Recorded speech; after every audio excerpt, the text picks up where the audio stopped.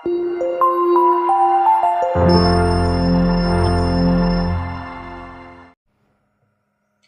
guys, welcome back to the channel. This is Side Dental Vlogs and I'm Dr. Abhishek Pati and I'm working as a professor in IDS Sum Hospital, Bhubaneswar. तो आज का video होगा कि NEET के जो students हैं, काफ़ी लोग बहुत दिनों से बीडीएस के बारे में सवाल पूछ रहे हैं कि sir BDS as a career कैसा रहेगा, उनका रैंक इतना इतना आया है और एमबीबीएस के अलावा और क्या क्या कोर्सेज हैं। तो एमबीबीएस बहुत लोगों को तो मिल सकता है और काफ़ी लोगों को नहीं भी मिलता है, तो वो अपना BDS as a second career option choose करते हैं और काफ़ी लोगों को आइडिया नहीं होता है कि एज अ बीडीएस ग्रेजुएट और एमडीएस ग्रेजुएट हम क्या क्या कर सकते हैं, उस करिकुलम में क्या क्या होता है।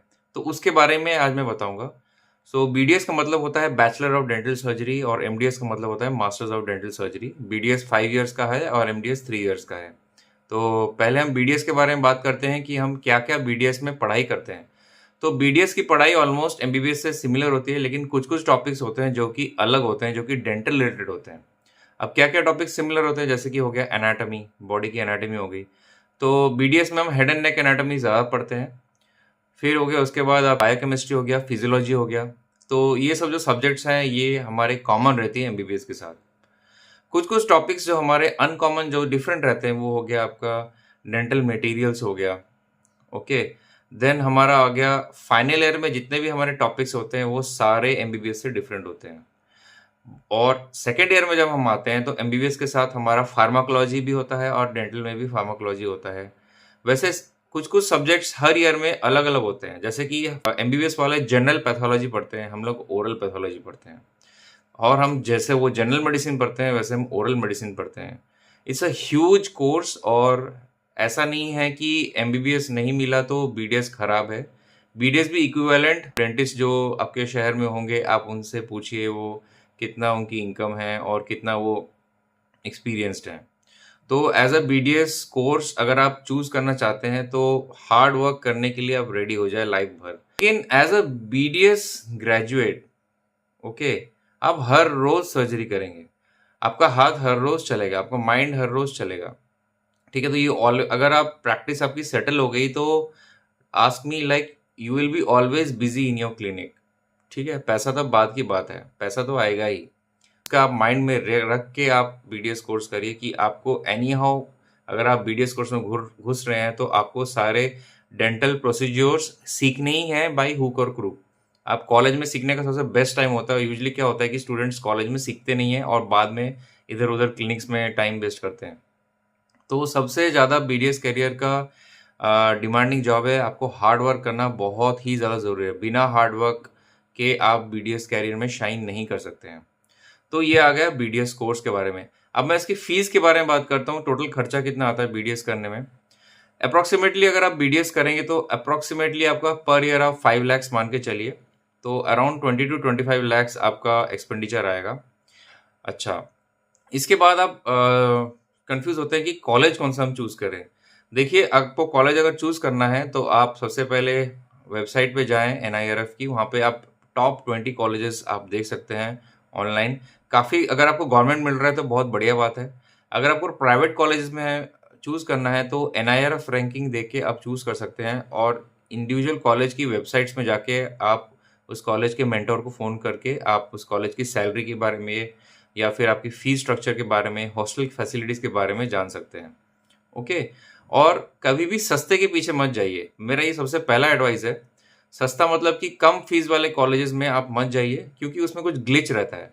अभी हाल फिलहाल में मैंने अपने इंस्टाग्राम में जो मेरा आईडी है sai_dental, वहाँ पे मैंने कुछ कुछ कॉलेजेस का मैंने नाम दिया था, जिसमें कि क्या हुआ कि नीट के बाद बच्चों ने एडमिशन ले लिया बीडीएस का।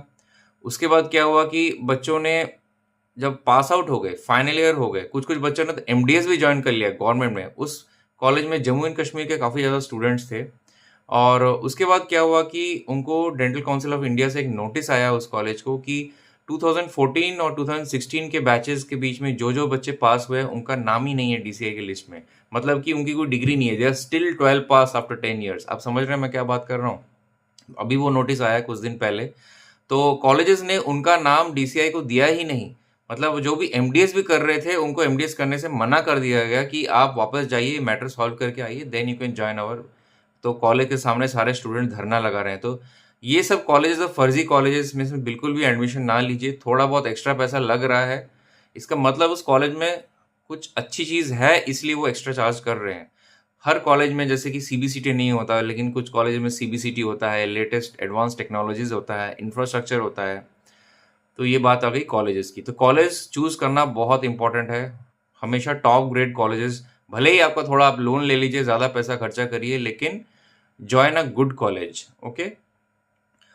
चौथी चीज़ मैं आपको बताता हूँ कि आप अगर अपने लोकल एरिया में रह के किसी कॉलेज को जॉइन कर सकते हैं नियरेस्ट, जैसे आप ईस्ट इंडिया में रहते हैं, जैसे कि वेस्ट बंगाल, झारखंड, उड़ीसा या आंध्रा में रहते हैं, तो अपने स्टेट के अंदर अगर कॉलेज है तो वहीं जॉइन करिए। ऐसा ज़रूरी नहीं है कि आपको कहीं दूर जाके पढ़ना हो, लेकिन काफ़ी दिक्कतें भी आती हैं बाहर रह के, बाहर में रहने की समस्या, खाने की समस्या। अगर आप घर पे रह के ही पढ़ पाएंगे तो बहुत बढ़िया बात है। तो ये एक इम्पॉर्टेंट चीज़ मैं आप लोग बता रहा हूँ, क्योंकि क्या होता है कि बाहर जाके हम काफ़ी ज़्यादा इन्फ्लुएंस हो जाते हैं, social drinking and all those things, and college life थोड़ी सी आपकी पढ़ाई में आपकी जो होता है कंसंट्रेशन कम होता है। अगर आप घर से पढ़ रहे हैं तो आपका सबसे इंपॉर्टेंट चीज़ घर का खाना मिलता है, आप कंसंट्रेशन अच्छे से कर पाओगे। कॉलेज में कॉलेज की मस्ती एंड घर में घर की पढ़ाई और मस्ती दोनों चलती है। खाने की भी कोई प्रॉब्लम नहीं है, रहने की भी कोई प्रॉब्लम नहीं है। बाहर में ये सब स्ट्रगल्स काफ़ी ज़्यादा होते हैं, और आजकल बाहर में रहना तो आप पता ही है कितना एक्सपेंसिव हो गया है। पेरेंट्स के ऊपर बहुत प्रेशर पड़ता है। तो आपके पर्टिकुलर स्टेट में अगर आप पढ़ पा रहे हो, सबसे बेस्ट है। उससे क्या होता है, दो फायदे होते हैं। एक तो पैसा बचता है, दूसरा आपका रेपो बढ़ता है। मतलब कि आप एक पर्टिकुलर एरिया से जब बीडीएस कर रहे हो तो सब लोग जानते हैं कि हाँ, ये इनका बंदा है, ये बेटा है और ये बीडीएस कर रहा है, तो वहाँ पे जल्दी क्लिनिक खोल सकते हो। किसी नई जगह से दूसरी जगह जाने के टाइम क्या होता है कि आप क्लिनिक खोलने में आपको दिक्कत आती है, फिर आप suddenly you are new to your place and you don't feel like staying there. तो ये हो गया चौथी चीज़। पांचवी चीज़, आप जब how many hours you have to study every day in BDS. Usually अगर आप 3 to 4 आवर्स डेली पढ़ाई करें बीडीएस के टाइम तो it is more than enough, और एग्जाम में टाइम में थोड़ा सा और बढ़ाएंगे, लेकिन एवरीडे रीड करना, स्टडी करना बहुत ज़रूरी है। अब बीडीएस में यूजली क्या हो रहा है कि स्टूडेंट्स जो हो रहे हैं कि जो गाइड्स बुक्स आते हैं उसको पढ़ के पास हो जाते हैं, जो कि बिल्कुल मतलब कि रिकमेंडेड नहीं है, क्योंकि हमको हमेशा स्टैंडर्ड बुक से पढ़ना चाहिए। स्टैंडर्ड बुक्स मतलब कि जैसे कि एनाटॉमी की बुक होगी तो उसमें आप BD 84 पढ़िए। अब बहुत लोग क्या होता है कि गाइड्स पढ़ लेते हैं। गाइड्स में क्या होता है, जस्ट शॉर्ट में लिखा हो रहता है, जस्ट पास करने के लिए, लेकिन आपको डीप नॉलेज नहीं मिलती है। अगर आप आज भी मुझे पूछे कि फेशियल आर्टरी कहाँ पे है, उसका कोर्स क्या है, वो मैं बता दूंगा, क्योंकि मैंने डीपली पढ़ा हुआ है। अगर आप डीपली पढ़ेंगे तभी आप फ्यूचर में सर्जरीज परफॉर्म कर पाएंगे। और बीडीएस में ऐसे जब आप एंट्री करते हैं, काफ़ी चीज़ हमको करनी पड़ती है, जैसे कि ब्लॉक्स बनाना और टीथ को कार्विंग करना। ये आपको बहुत ज़्यादा कम्बरसम, बहुत ज़्यादा डिफिकल्ट लगने वाला है, क्योंकि आपको लग रहा है ये मैं क्या कर रहा हूँ, मुझे पेशेंट तो कुछ मिल नहीं रहा है। पेशेंट फर्स्ट और सेकेंड ईयर में बिल्कुल छूने को नहीं मिलता है, पेशेंट आपको थर्ड ईयर से मिलता है बीडीएस में। जब पेशेंट आप करने लगोगे तब आपको इंटरेस्ट आने लगेगा, क्योंकि फर्स्ट 2 इयर्स जो होता है उसमें सिर्फ पढ़ाई करनी होती है, प्रैक्टिकल काम सीखना होता है, लैब वर्क करना होता है। और काफ़ी ज़्यादा स्टूडेंट्स बोलते हैं सर बोर लग रहा है, गलती से आ गए हम इस कोर्स में, हमको मज़ा नहीं आ रहा, देयर इज़ नो पेशेंट। ऐसा नहीं है, आपको पेशेंट करने को मिलेगा। If you are good in your theory you will be able to do your practicals. If you buy instruments, वो सारे आपको यूज़ करने होते हैं third year and final year में तो सबसे ज़्यादा। फाइनल ईयर में तो खाली पेशेंट्स ही करने होते हैं, इंटर्नशिप में भी सिर्फ पेशेंट्स करने होते हैं। तो जब आप एक टीथ निकाले किसी पेशेंट का तो आपको मज़ा आने लगेगा, and you will be doing many other procedures also. Procedures के बारे में आपको बता सकता हूँ कि क्या क्या प्रोसीजर्स हम लोग कर सकते हैं। एज अ डेंटिस्ट मैं बता रहा हूँ कि सबसे पहले teeth removal, then root canal treatment of the patient, and then placing implants, placing dentures, over dentures, surgeries. ऐसे काफ़ी ज़्यादा सारी, मतलब कि there is a endless list of procedures which you can perform on the patient. ठीक है, ऐसा नहीं है कि सिर्फ दांत निकालना ही है। डेंटिस्ट मतलब सिर्फ दांत निकालना नहीं, डेंटिस्ट मतलब तो एस्थेटिक स्माइल डिज़ाइन आप कर सकते हो, राइट। पेशेंट का दांत क्रूक टीथ है, उसमें आप ब्रेसेस लगा सकते हो। देन पेशेंट के टीथ नहीं है माउथ में। अभी इसके बाद ही मैं एक साई अंडरस्कोर डेंटल के इंस्टाग्राम में मैंने एक फुल माउथ केस किया है, उसका मैं आपको फोटोज दिखाऊंगा। And patient is so happy, patient has also paid nicely and patient has got the really nice work done. मैं आपको फोटोज अपलोड करूंगा और किस टाइप का काम होता है आप देख सकते हैं मेरे इंस्टाग्राम में। साई अंडरस्कोर डेंटल मेरा इंस्टाग्राम आईडी है। तो ये सब होता है। आप, ये तो हो गया आपका क्या क्या हम काम करते हैं। अच्छा, इसके बाद हम क्या कर सकते हैं, स्कोप क्या है, इसके बाद आप एमडीएस के लिए प्रिपेयर कर सकते हो। MDS means masters in dental surgery. इसमें क्या होता है कि there are 9 different branches like oral pathology, oral medicine, community dentistry, prosthodontics, orthodontics, oral surgery, pedodontics. तो ये सारे ब्रांचेस है ऑफ डेंटिस्ट्री के। Then in which you can specialize, periodontics भी भूल गया एक, you can specialize in each and every branch. Like periodontics, it's a child dentistry. Periodontics means gum dentistry. Okay, periodontics and implant surgery. Oral surgery is a very promising branch. There what happens is like you treat fractures of the face, you treat cleft lip, cleft palate of the face. फिर उसमें हम और भी सारी चीज़ें कर सकते हैं, जैसे कि आपने जितने भी हमारे कैंसर्स हैं उसको रिमूव करना। तो ऐसे काफ़ी सर्जन्स, आपको लगता होगा कि बहुत बड़ी बड़ी बातें हैं, लेकिन हम जब स्टार्टिंग में हम लोग बीडीएस फर्स्ट ईयर ज्वाइन किया था, हमको खुद पता नहीं था हमको क्या क्या करना है। उस टाइम कुछ गाइडेंस नहीं थी। तो अभी तो मैं आपको बता रहा हूँ कि क्या क्या करना है, क्या क्या होता है बीडीएस कोर्स में, क्या प्रैक्टिकल होता है। हमारे टाइम पे बताने वाला कोई नहीं था, and it is very difficult for us to cope with the new things what we had got in our day-to-day lives. So as a BDS, it's a promising branch, but there is a lot of hard work and there are a few challenges also which I'll let you know. तो ये तो सारे pros हो गए। कौन सी हो गए कि कौन सी है कि बहुत सारे डेंटिस्ट हैं अभी मार्केट में, and there is a really tough competition for getting a job and for opening and setting up your clinic. So if you can open your clinic in a suburban area, मतलब कि आपका village area में या फिर थोड़ा सा छोटे शहरों में अगर आप क्लिनिक खोलेंगे तो बहुत अच्छा चलेगा। जितना कम क्लिनिक होगा किसी जगह में और अपना क्लिनिक करोगे और आपके स्किल्स अच्छे हैं तो यू कैन शाइन एनीवेयर। ठीक है। अब काफ़ी माइंड में सवाल आता है कि what is the average income, पैसा कितना कमाते हैं डेंटिस्ट, राइट? तो पैसा कमाने के लिए तो there is like no limit, but average मैं आपको बताता हूँ कि एक एवरेज अच्छा खासा dentist can easily make 2 lakhs a month. That means 24 to 25 lakhs per year, and that's not going to be constant. Okay, from the very beginning you're not going to get 2 lakhs. From the very beginning you will get 30,000, 40,000, 50,000, then it slowly increase to 70, 75,000, then slowly increase to 1 lakh, then 1.5 lakhs, then 2 lakhs, 2.5. So as the age increases, your income also increases.